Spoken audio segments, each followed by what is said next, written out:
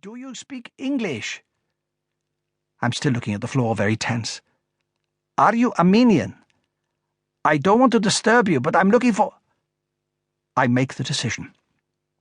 Coming to my feet, I hit her hard underneath the jaw with the base of my palm. She staggers backwards. Even in the dark, I can see blood bubbling from her mouth, a lot of blood, which makes me think the blow might have caused her to bite off the end of her tongue. It's a momentary thought. Almost immediately, I'm behind her, and the garrote is looped around her neck.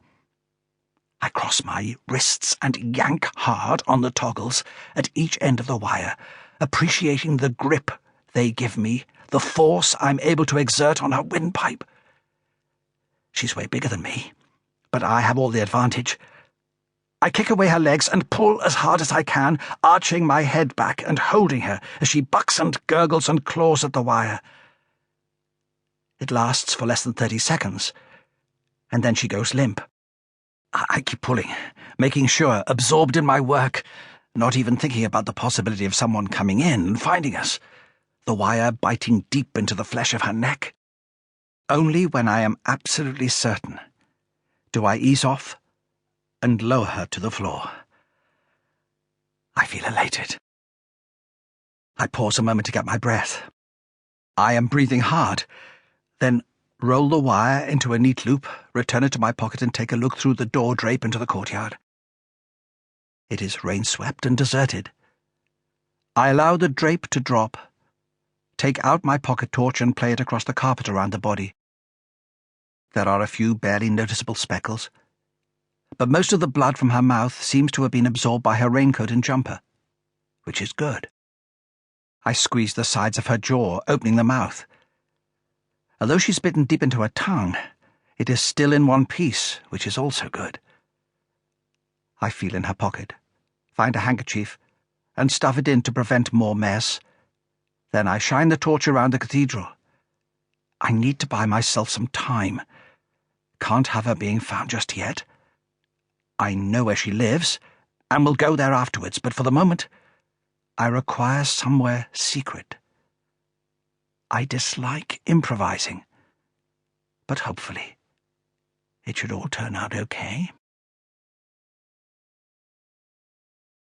Detective Arieh Ben-Roi of the Jerusalem Police narrowed his eyes and gazed into the murk, watching intently as the body was outlined to him. It seemed to be curled into a ball, and for a moment he couldn't be sure exactly what was what. Only slowly did the form become clear. Head, torso, arms, legs. He shook his head, barely able to believe what he was looking at. Then he smiled and squeezed Sarah's hand. He's beautiful. We don't know it's a he yet. She's beautiful too. He craned forward, staring at the grainy image on the ultrasound screen. It was Sarah's third scan, their third scan. And even at 24 weeks, he was still struggling to get to grips with the precise configuration of the baby, although he hadn't repeated his howler of the 12-week scan, when he had pointed out what he proudly assumed was an extremely large penis, only to be told it was actually the baby's thigh bone. Is everything okay? He asked the sonographer. Everything where it should be? It all looks fine, the girl assured him, sliding the scanner back and forth over the jellied parabola of Sarah's tummy. I just need baby to turn so I can measure the spine. She squirted out more jelly and drove the scanner in just below the belly button. The image on the screen bulged and blurred as she struggled to get the angle she needed. Baby's being a bit stubborn today. Wonder where he gets that from, said Sarah. Or she, put in Ben-Roi. The operator continued probing, holding the scanner with one hand, while with the other she manipulated the control pad beneath the screen, isolating still images of different parts of the fetus, taking readings and measurements.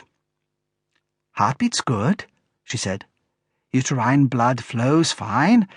The limbs are all within normal developmental. A blare of music interrupted her, loud, electronic, Hava Nagila. No behemet, Arieh, groaned Sarah. I told you to turn it off. Ben-Roi gave an apologetic shrug. Popping open a pouch on his belt, he pulled out his Nokia cell phone. "He can never turn it off," she sighed, addressing the sonographer, seeking sisterly support. "Not even for his child's scan. Always it's on, night and day." "I'm a policeman, for God's sake." "You're a father, for God's sake." "Fine. I won't answer it.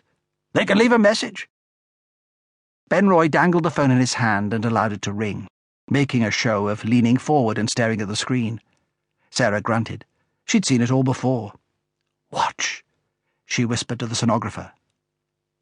For 5 seconds, Ben-Roi sat there, apparently absorbed in the ultrasound image. As the strains of Hava Nagila continued to blast out, tinny and insistent, he started to tap his foot, then jingle his arm, then shift around in his seat as if itching.